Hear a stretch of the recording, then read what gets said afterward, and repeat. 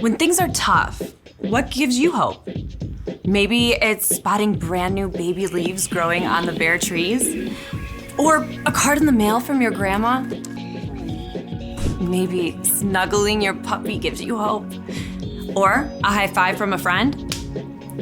Sometimes an awesome new song can help you find hope. When you keep your eyes open, you can see how hope shows up in so many different ways. But they all share something. See, these moments of hope remind us of the way the world is supposed to be. When people turned away from God, the world was broken. But God didn't leave us alone. God sent Jesus to live with us, to give up his life for us, and to return to life.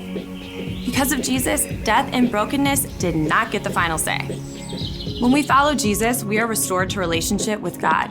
Because Jesus is alive, hope is alive. We can know that in the end, God will make everything right. As we live out the hope that something good can come from something bad, others can see God at work. And that's why hope is an amazing way to worship God with your life. Because worship is about more than just singing loud. It's all about living loud.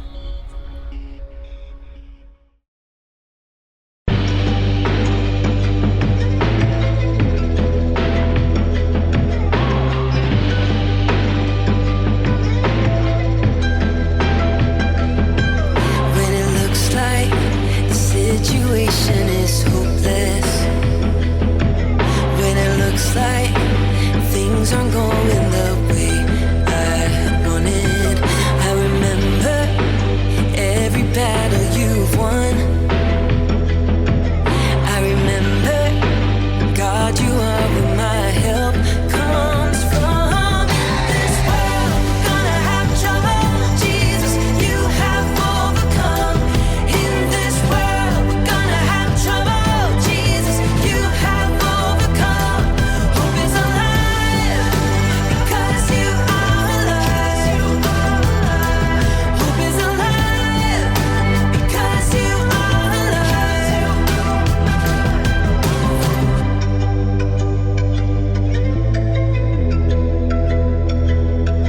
When it looks like the situation is hopeless. When it looks like things aren't going the way I wanted, I remember every battle you've won. I remember, God, you are where my help comes from. This world, we're gonna have trouble. Jesus, you have overcome. In this world, we're gonna have trouble. Jesus, you have overcome. Hope is alive because you are alive. Hope is alive because you are alive.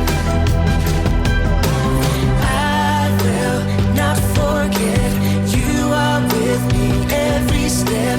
I will not forget you are with me every step. No, I will not forget you are with me every step. I will not forget you are with me, God.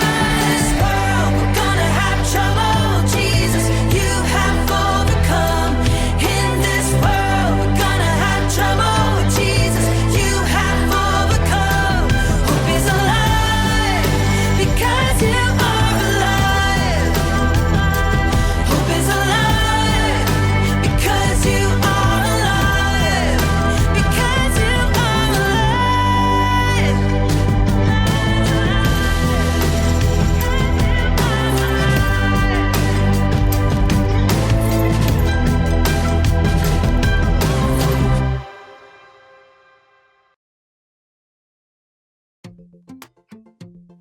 Cleanup time! Oh, I still get that preschool cleanup song stuck in my head.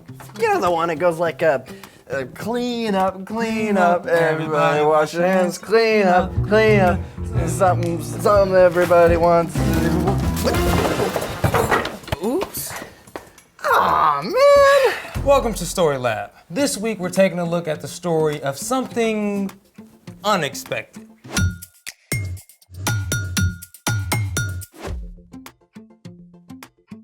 Hey, I'm Carter. And I'm Zeke. This month we're talking about why the story of Jesus is good news. And all the ways that it can give us hope. I hope we can do something cool with all these leaves. Maybe we can branch out, I see what you did there, man. Well, we just restocked the paints, so... Oh, I know what we're gonna do. Leaf prints. Excellent. Let's try it.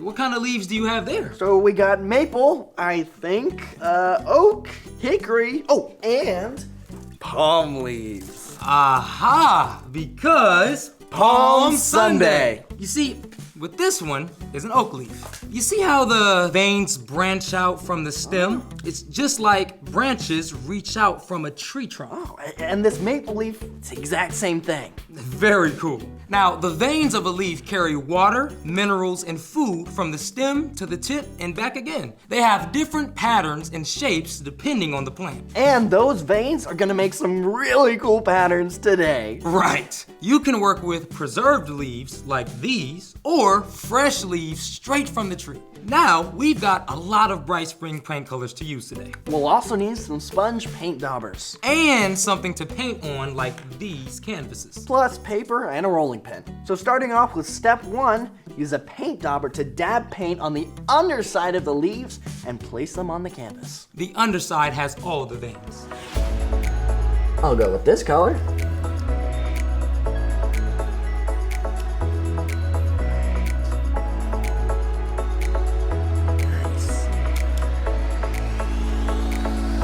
Now, step 2. Put a sheet of paper over your leaves and then use a rolling pin to press them down into the canvas.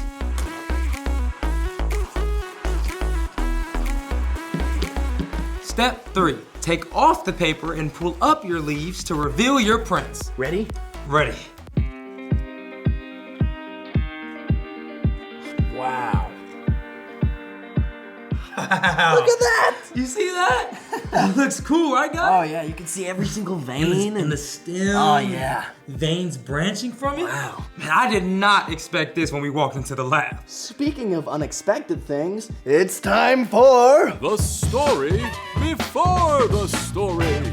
Today we're in John, the 4th book in the New Testament. But before John, back in the very beginning, Out of a deep, deep love, God made an amazing world. But when people turned away from God, the world was broken. God made a plan to draw people back into relationships. So at the right time, God sent Jesus. When Jesus grew up, he traveled from town to town teaching and healing. Because of the amazing things Jesus did, some people were ready to crown him king. But some people were ready to get rid of him.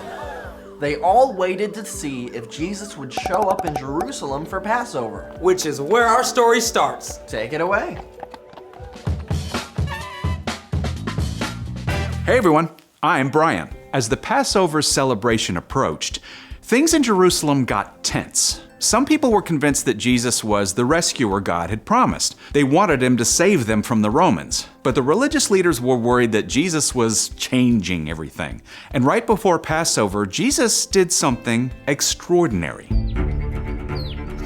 Jesus' friend Lazarus had died and been placed in a tomb. When Jesus arrived, he stood before the tomb and called, Lazarus, come out. News of this amazing miracle quickly reached the religious leaders. What can we do? This man is performing many signs and wonders. If we let him keep doing this, everyone will believe in him. He'll cause riots. The Romans won't like that. They'll destroy us. So the religious leaders made a terrible decision. They would look for a way to get rid of Jesus.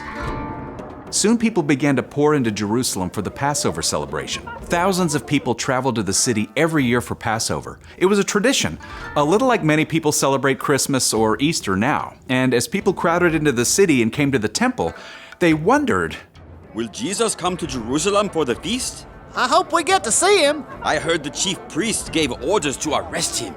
Maybe he'll lead a revolt against the Romans. Meanwhile, a few miles outside the city, Jesus spoke to 2 of his followers. Go to the village ahead of you. As soon as you get there, you will find a donkey's colt tied up.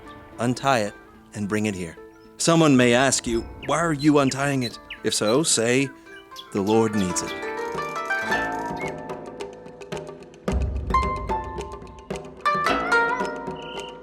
Hey, what are you doing over there? The Lord needs it. The Lord? Wait, Jesus of Nazareth? He's coming? Take it. Hey, everyone, Jesus is coming. As people learned that Jesus was on his way, they laid down their own coats on the path, a sign of reverence and respect. Others cut branches from the trees and spread them on the road too.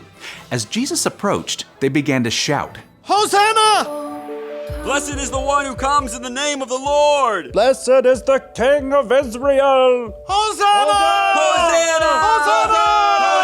Hosanna! Hosanna! Jesus had walked many, many miles on foot, teaching and healing. But on this last stretch of road to Jerusalem, he chose to ride in on a donkey. Now, this may have been confusing to his followers and people along the way. They wanted Jesus to be a king, and yet he rode a humble donkey instead of an impressive war horse. But you know what's cool? This actually fulfilled a prophecy God gave to the prophet Zechariah hundreds of years earlier. City of Zion, do not be afraid. See, your king is coming. He is sitting on a donkey's colt. Even though God's people had spent many years living in another land, and then under the rule of foreign nations, God was still at work. And through Jesus, God's promises to rescue them were being fulfilled. But no one understood this. Yet. The end. Wow, the people want a king and Jesus rides a donkey. He definitely was not trying to make himself look impressive. Well, Jesus is a king, but not the kind that people were expecting. So, what's our part in the story? God's people had seen some pretty dark times. Since God had promised to send someone to rescue them, the people had been exiled in a foreign land and then returned home only to be ruled by foreign kings. It seemed like one awful thing after another. But Jesus brought them hope. And hope is believing something good can come out of something bad. Just like God's people then, we all experience difficult things sometimes. Like having to switch schools or move to another state. Or maybe you get a bad grade on a test. Or your family pet dies. When hard things happen, you can remember that God is still at work. Even when we don't understand everything that's going on, like Jesus' followers on Palm Sunday, we can still trust that God is with us. That's right. If you're feeling confused or uncertain, ask God to give you hope and trust that God can bring something good out of what you're going through. He's always with you. No matter what. I think you've got it. See you next time. So, here's the thing. Whatever happens, remember God is still working. God was at work during the many years the people were under foreign rule. And God is still at work no matter what you're going through right now. It's the one thing that holds everything together. Kinda like a stem. Speaking of which, we should probably clean up again. Yeah, maybe we can find some other cool supplies. Maybe. Clean up, clean No. up. Oh, just leave me alone. Huh? I will if I'm Maple. Thanks for joining us in the Story Lab. See you next time. I will if That I'm was pretty Maple. good. Yeah, that was You- actually. but I'm you surprised need- by that. Wait, You you didn't make that yourself, did I you? did. You did? I- That's crazy. Yeah. You didn't read it in a book, did you? What book?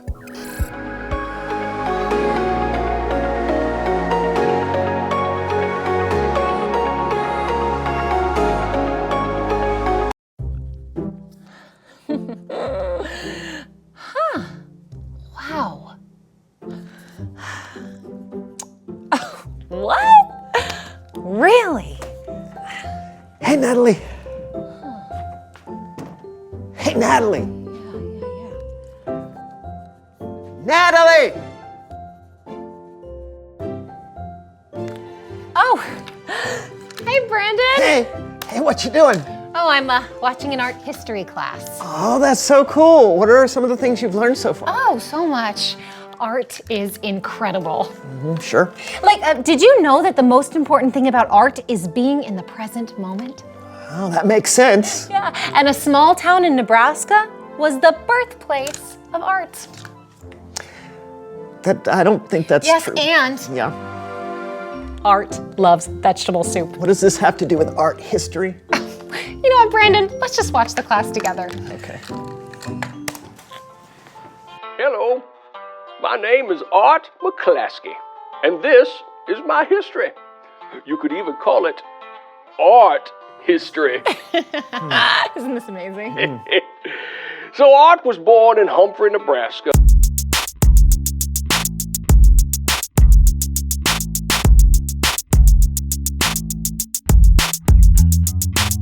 Hello, everyone. I'm Brandon, and this is my co-host and friend, Natalie. Hi, welcome to the So-and-So Show. Brandon? Yes, Natalie. I'm wasting no time. We're getting right into it today. Okay. What do you want? I'm sorry? What do you want? What do I want? Yes, Brandon, in life, what do you want? What do you hope for? Oh, that's a big question. Well, I'll tell you what I hope for. Okay. I'm hoping to leave a mark, a legacy. And I feel like what we do on this show is important, but it's not enough. Well, I don't know. And that's why I made a viral video to leave my mark. I don't think you can just make a viral video. Well, I did, and it's only gotten 2 views, and I am positive one of those is my mother. But Natalie, I made a video of my hands painted as an anthropomorphized peach and zebra having a discussion on Impressionism. And I really think that's gonna make a mark. Natalie, I think that what we do on this show is important. And I think that you're a good friend, a good neighbor. Yeah, but that's not enough. No? I mean, look at the famous painters. Some of them have been gone for hundreds of years, and we're still talking about their paintings. That's the kind of mark I hope to leave. Well, you're not a famous painter, though. Yes. You're right. Hey, that's a great idea. Huh? What's an idea? We are going to recreate famous paintings to leave our mark. Did you say we? Okay, we will call this one the Jonah Lisa. Okay. All right, more smile. Now less smile. More, less. More, less. More, a bit less, and... Are you ready? Yeah, I guess.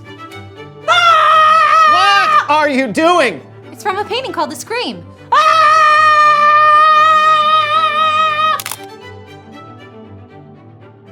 Come on, Brandon. I don't understand why I have to be in this. You're not supposed to have a pitchfork. Okay, Brandon, Pollock me.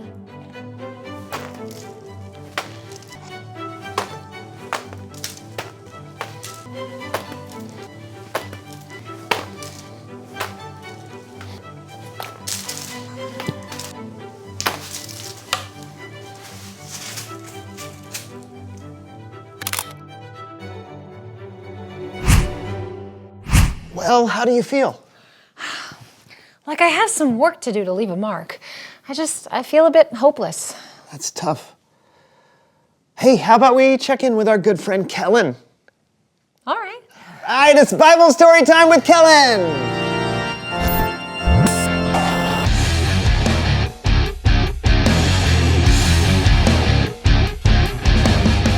Hey, you two. Hey, Kellen.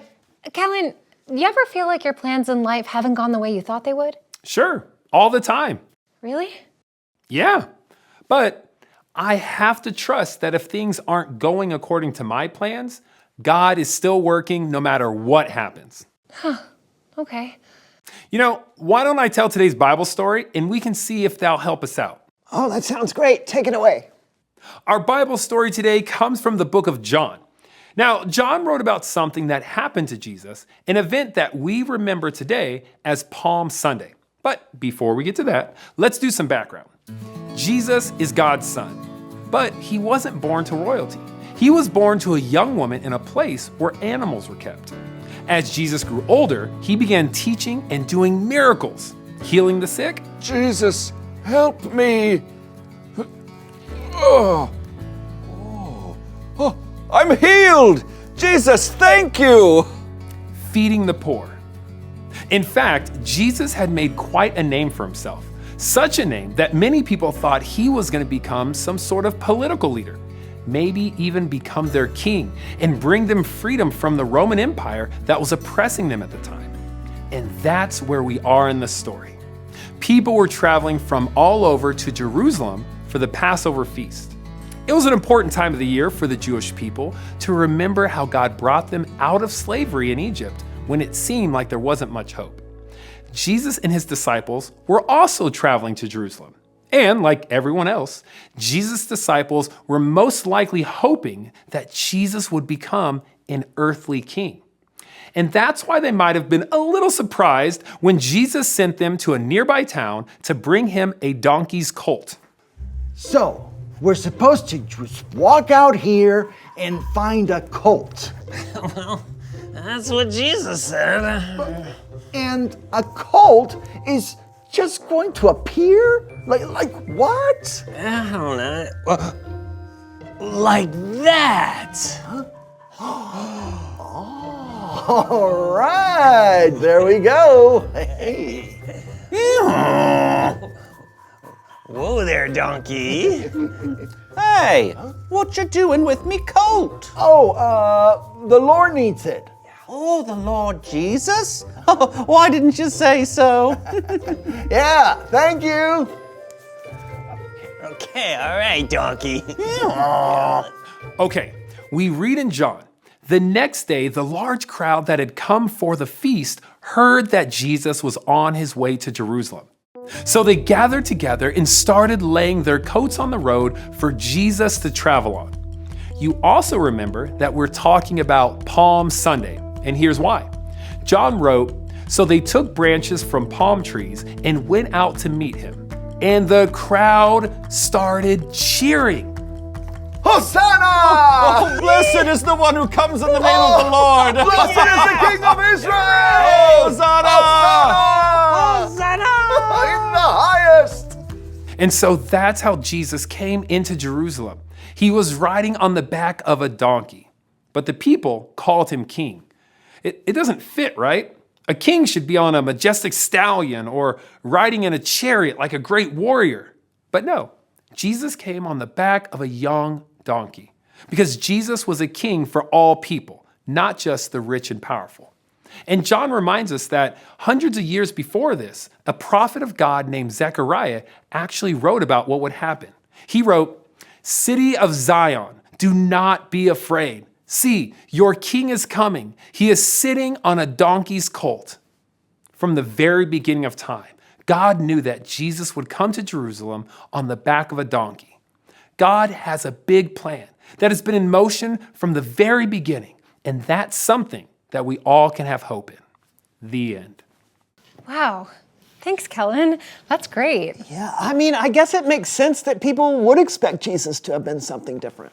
It's true. Later in the book of John, we can read that his own disciples didn't understand what Jesus was doing until much later. Huh, even the disciples. That's wild. I mean, they were there with him. I know. It's always good to remember that no matter what is happening, God is still working. So true. Thanks, Kellen. All right. I can't wait to see you guys next week for Easter, the greatest story of when God made something good come out of something bad. All right, we'll see you then. Bye, Kellen. Later. You know, I think that story was good for us to hear. Yeah, I mean, we should hope to have an impact in this world, big and small. But even if it feels like we aren't, we can be hopeful in knowing that God is still working. Absolutely. Oh, you know what? I want to ask a question that we asked earlier in the show. Oh, you mean you want to make our earlier question be the question? Yep, so reveal the question. What are you hoping for? Oh, man. You know, I think I'm hoping for big things and small things. Like what? Well, I have hope and trust that God is working in the world, but I also hope that I'm going to have a fun time with you on the So-and-So Show. I hope that what we're doing here is fun too, but also making a difference in people's lives all over the world. Yeah, I also hope we're having something really tasty for lunch.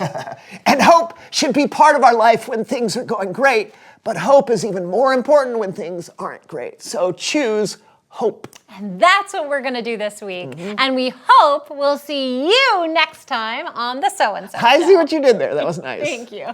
But about that lunch. All right, what do you want? Well, I was thinking sushi. That's where they don't cook the food, right? Yeah, but it's really good. Yellowtail, have you ever had it? I've not. Just eat it raw. Ugh. You know, have you ever been on an island? You have to eat raw fish like that to survive. I don't know. You don't know? I've never been You've on a never been deserted, stuck on a deserted deserted island. Not once. What?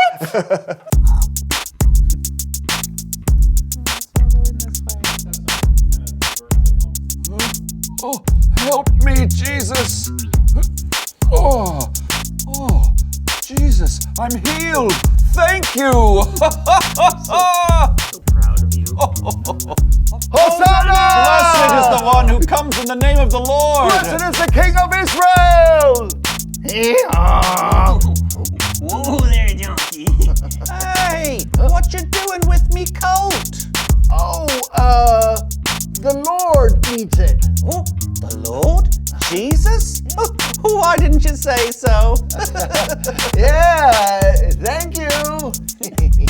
Yeah. Come on, donkey.